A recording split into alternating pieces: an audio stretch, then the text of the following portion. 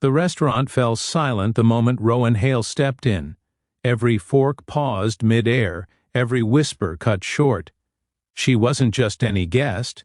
She was the woman whose face appeared on business magazines, charity billboards, and every news segment discussing powerful billionaires. But what no one noticed that sunny afternoon was the way her gaze kept drifting from her perfectly polished world to a quiet corner near the window, toward a single dad who looked like he was barely holding his life together. If you believe in kindness, unexpected miracles, and second chances, don't forget to like, comment, share, and subscribe to Everyday Tales. Your support helps these stories reach more hearts. Rowan's afternoon had begun as a simple plan: take her 8-year-old son, Keon, for a special lunch after his school presentation. She wanted to prove that she could balance motherhood with the empire she ran. But just as their menus were set down, she saw him, the man she couldn't look away from, a father sitting across from his little girl, pretending everything was fine despite the exhaustion in his eyes, the roughness of his hands, and the worn-out backpack beside him that suggested he'd come straight from work. His name, she would soon learn, was Jace Marin.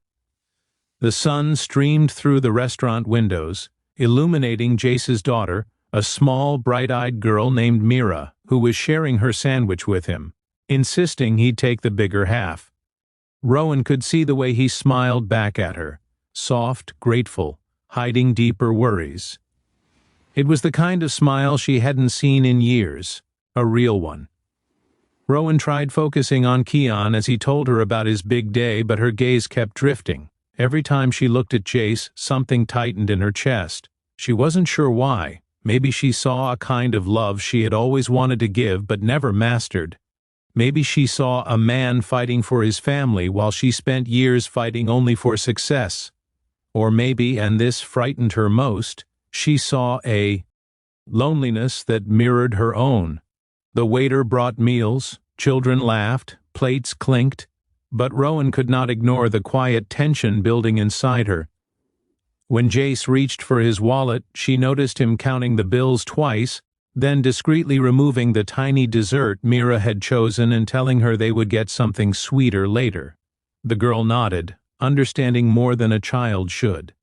Keon noticed Rowan staring. He followed her line of sight and whispered, "Mama, are they okay?" Rowan didn't know, but she wanted them to be.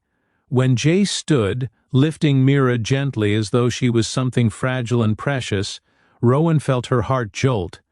Something about the way he held her, the way Mira wrapped her arms around his neck with complete trust, sent a wave of emotion through her that she had not expected. Without thinking, Rowan stood too. She didn't excuse herself to Keon, didn't wait for her bill, didn't consider how it looked to everyone else watching. She simply followed Jace out of the restaurant and into the bright afternoon light, her heels clicking briskly on the pavement as if pulled forward by instinct. Jace noticed her footsteps behind him and turned, startled. Rowan froze for a moment, suddenly aware she had chased a stranger. But then Mira giggled, reaching out toward Rowan's son who had followed her outside. Rowan exhaled softly and spoke, not with the sharp confidence she used in boardrooms, but with the gentle, uncertain voice she used far too rarely.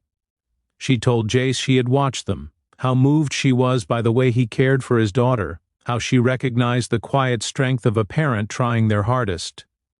Jace listened, unsure, cautious. The sun warmed the sidewalk, traffic hummed nearby, and for the first time in a long time, Rowan felt like the world had slowed down enough to let her breathe. Jace admitted he had been struggling since losing his technician job months earlier. He worked small repair gigs now, earning just enough to keep Mira in school and food on the table. He never asked for help. He didn't know how to. Hearing this, something inside Rowan shifted. She couldn't stand the thought of someone so kind, so devoted, walking around unseen and unsupported, so she made a choice. Standing under that wide, bright sky, she offered him a position, not out of pity, but because she could see his skill, his grit, and the kind of honesty money could never buy. She told him she needed someone to oversee a new community project she was building. Someone she could trust. Someone who understood struggle more deeply than any board member ever would. Jace's eyes filled before he could hide it. He tried to speak, but Mira hugged him tightly, whispering, "Daddy, she's like a superhero." The moment broke Rowan completely. She knelt beside Mira, wiping a tear from her own cheek, and whispered back, "Superheroes help each other.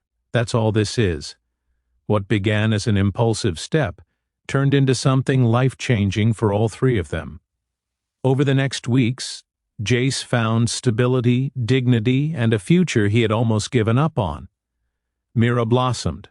Keon gained a new best friend.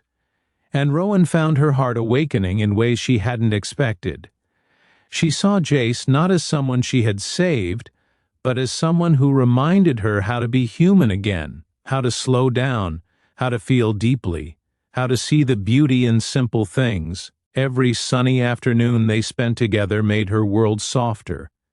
The business meetings felt less heavy, the mansion less empty, the laughter of their children brighter. And somewhere in that gentle unfolding, Rowan realized that following Jace out of that restaurant had been the first time she'd followed her heart in years. She didn't know where their paths would lead, only that she didn't want to walk forward without him and his little girl nearby. If this story moved your heart even a little, please like, comment, share, and subscribe to Everyday Tales.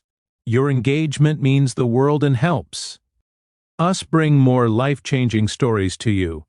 Special request: comment kindness lives on if you believe every small act can change someone's whole life.